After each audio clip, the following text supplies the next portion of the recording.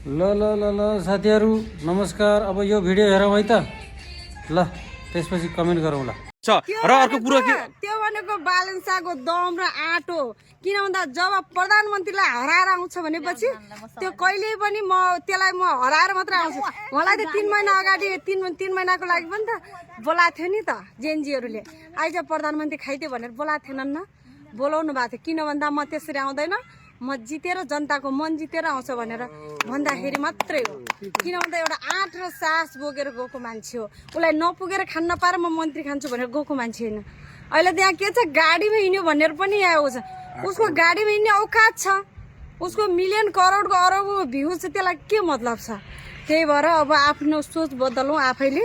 मलाई त पूर्व प्रधानमन्त्री केपी शर्मा ओलीले त यतिसम्म भन्न भए कि यो चुनाव भइहाल्यो भने पनि म पराजित भए भने यो स्वीकार्य छैन भन्नुभएको छ। त्यो अब त्यो भन्ने उहाँको धेरै, उहाँ व्यङ्ग्यमै गएर पनि आफ्नो भोट घटाइसक्नु। फेरि पाँचौं पटक प्रधानमन्त्री हुन्छु र अब घर घरमा फेरि ग्यास पाइप पुर्याउँछु भन्नुभएको छ, सुन्नुभएको छ। अब 2 महिना भित्रैमा म जितेर गएँ भने घर घरै लाइन जोड्छु। म फेरि यो कुरा सबै मैले पनि सुने आउँछु। किन भन्दाखेरि बोल्ने बेला यति वर्ष त पुर्याइसक्नु भयो त।